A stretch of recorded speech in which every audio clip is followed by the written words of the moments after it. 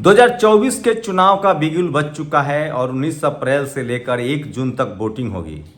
खासकर बिहार, यूपी और पश्चिम बंगाल में 7 चरणों में वोटिंग होगी। हर चरण में वोटिंग होगी। 5 सीट, 4 सीट, 14 सीट तक मैक्सिमम है। तो सोचिए, इतना लंबा समय है। चुनाव आयोग 19 जून से लेकर 4 जून तक का मतलब 44 दिनों का ये कार्यक्रम चलेगा। और सोचिए कि 19 अप्रैल को जो लोग वोट डालेंगे, सब लगभग 100 सीटों पर, उसको 44 दिन बाद गिनती होगी 4 जून को। लेकिन चुनाव आयोग का सुप्रीम कोर्ट में तर्क है कि वीवीपैट गिनने में 4 दिन का समय लगेगा।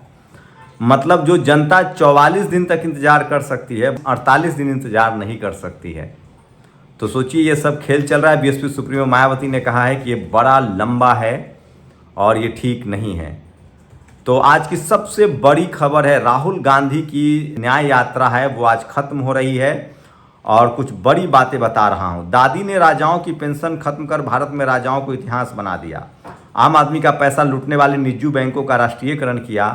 मां ने मनरेगा योजना के जरिए भारत को वेलफेयर स्टेट बनाए रखा। मां ने इस देश को भोजन, शिक्षा और स्वास्थ्य का अधिकार दिया। पोता भी दादी तरह समाजवादी विचारधारा का है और कल्याणकारी योजनाओं के लिए भारत के वेलफेयर स्टेट बनाए रखने में यकीन करता है।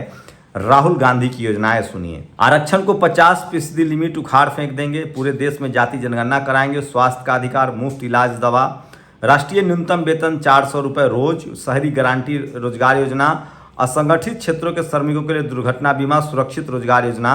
राहुल गांधी की ये 7 योजनाएं भारत की सामाजिक और आर्थिक तस्वीर बदल देगी।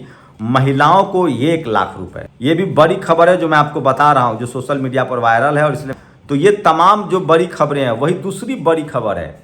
आरएस परवीन ने पार्टी छोड़ दिया है तेलंगाना में।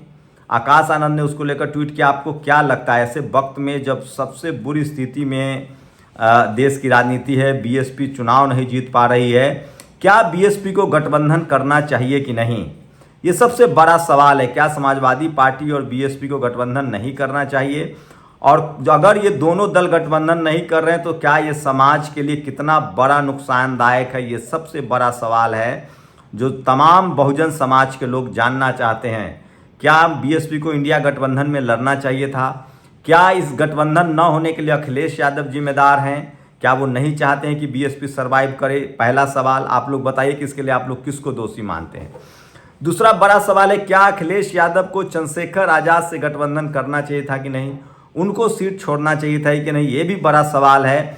और तीसरा सवाल, क्या बहुजन समाज के नेताओं का अपना स्वार्थ इतना बड़ा है?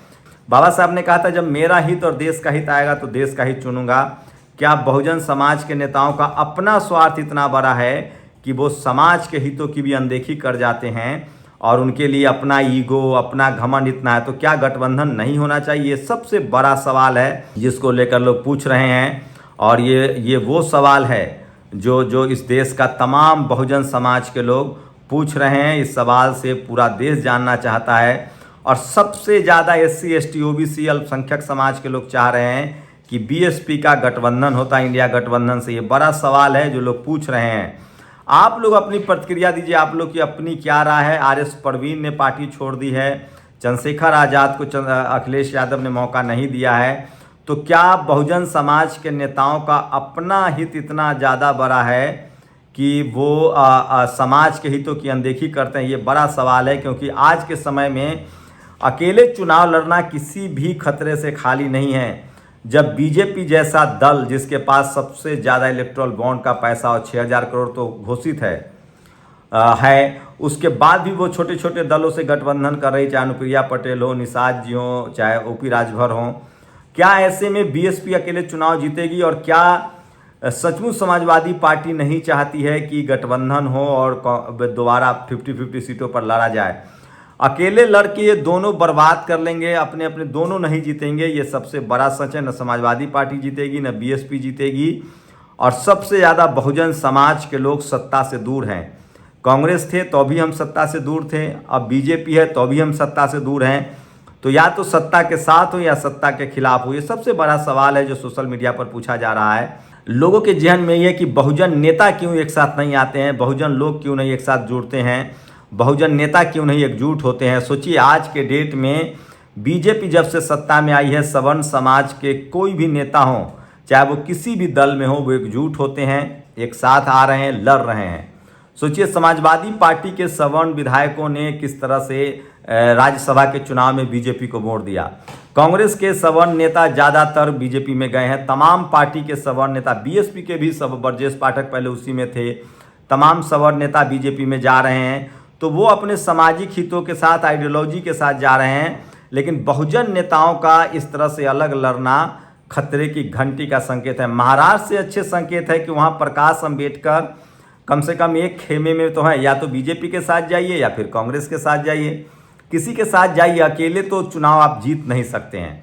तो प्रकाश अम्बेडकर जो है वो गठबंधन में है, इंडिया गठबंधन में है। बामन मिश्राम ने उसका समर्थन किया है। बिहार में आरजेडी इंडिया गठबंधन में है। झारखंड में हेमंत सोरेन आदिवासी हैं, वो इंडिया गठबंधन में है।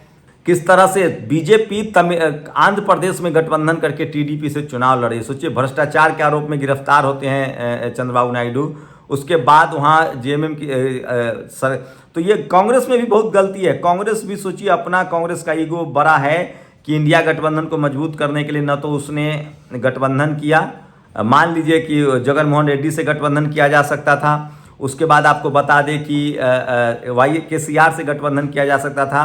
तो कांग्रेस भी उसी तरह से सोच रही है, जहाँ जहाँ कांग्रेस मजबूत है वहाँ वहाँ वो दूसरे से गठबंधन नहीं करती है। तो ये लब्बो लुआब इंडिया गठबंधन का जो प्रधानमंत्री ने नाम दिया था घमंडिया गठबंधन, वो जरूरी वो बात साबित हो रहा है कि इन लोगों का ईगो, घमंड इतना ज़्यादा है कि ये लोग मिल नहीं पाते हैं आपस में।